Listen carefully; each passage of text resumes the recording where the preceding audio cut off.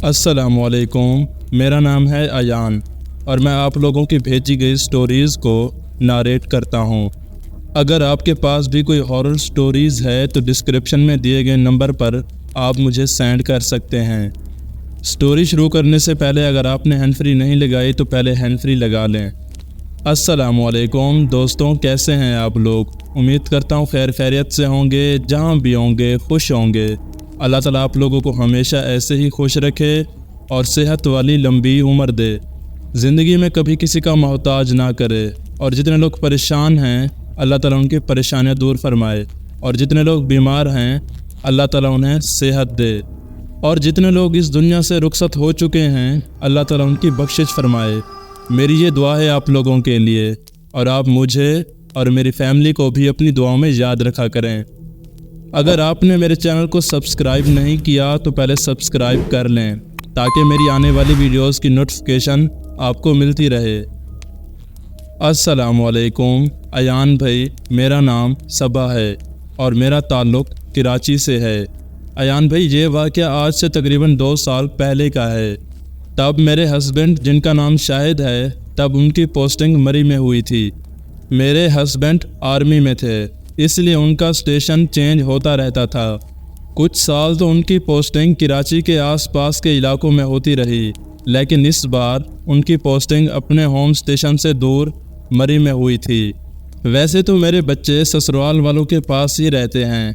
उनकी पोस्टिंग मरी में होने के बाद हमें भी मरी में शिफ्ट होना पड़ा। मेरे एक बेटे की एज तकरीबन 8 साल है और दूसरे की 3 साल।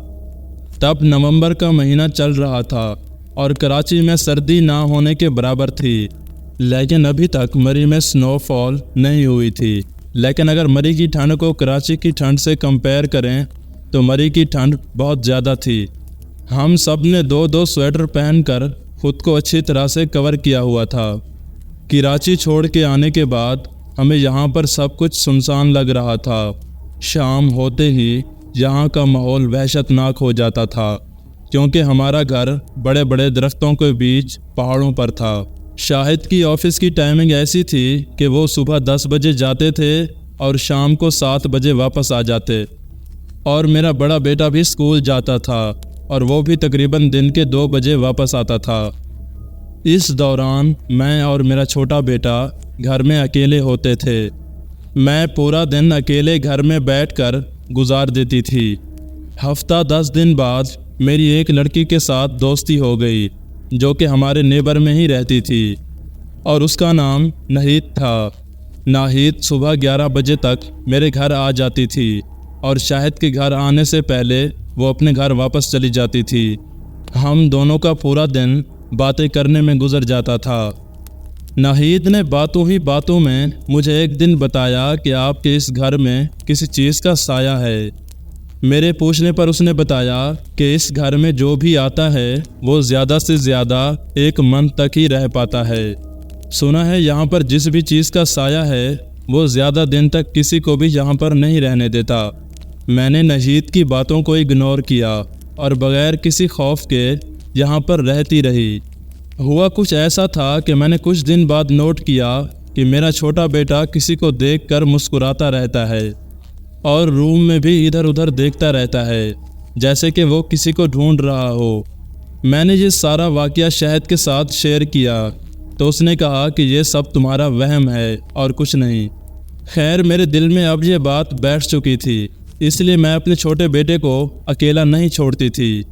अब हर टाइम मुझे ऐसा महसूस होता कि जैसे कोई मुझे देख रहा है। अगर मैं किचन में काम कर रही होती तो मुझे ऐसा लगता जैसे कोई मेरे पीछे से गुजरा हो, लेकिन जैसे ही मैं पीछे मुड़कर देखती तो मुझे कुछ भी नज़र ना आता। किचन में बर्तनों की आवाज़ और ख़ुद ब खुद नल का खुल जाना, अब ये सब डेली की रूटीन बन चुका था। लेकिन शाहिद अभी भी इस बात को सीरियस नहीं ले रहे थे। फिर एक दिन ऐसा हुआ कि मैं रूम में कपड़े प्रेस कर रही थी कि अचानक ही बाथरूम से मेरे बड़े बेटे की चीखने की आवाज़ आई।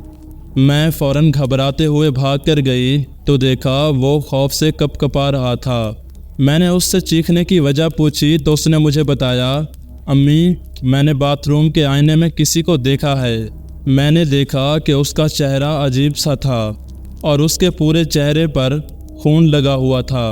جب میں نے چیخ ماری تو وہ اچانک سے غائب ہو گیا۔ یہ سارا واقعہ سن کر میں سہم سی گئی، کیونکہ مجھے تو یہ معلوم تھا کہ یہاں پر جنات کا سایہ ہے، لیکن ابھی تک اسے دیکھا نہیں تھا۔ میں نے اپنے بیٹے کو تسلی دی اور اسے روم میں لے آئی۔ ہم دونوں کافی ڈرے ہوئے تھے۔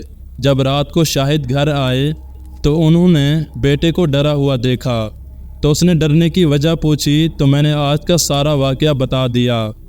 اب تو شاہد بھی یہ سارا واقعہ سن کر پریشان ہو گئے تھے، کیونکہ پہلے تو وہ یہ سب میرا وہم سمجھ رہے تھے۔ شاہد نے اسی ٹائم اپنے ایک دوست کو کال کی اور ایک نیا گھر دیکھنے کا کہا۔ پھر اگلے دن صبح شاہد نے کہا کہ میں آج تھوڑا لیٹ آؤں گا، اور میرے بڑے بیٹے کی بھی ڈر اور خوف کی وجہ سے طبیعت خراب تھی، اور اسی لیے آج وہ اسکول نہیں گیا۔ میں نے شاہد کے جاتے ہی ڈور اور ونڈوز کو لاک کیا اور روم میں آ کر بچوں کے ساتھ بیٹھ گئی۔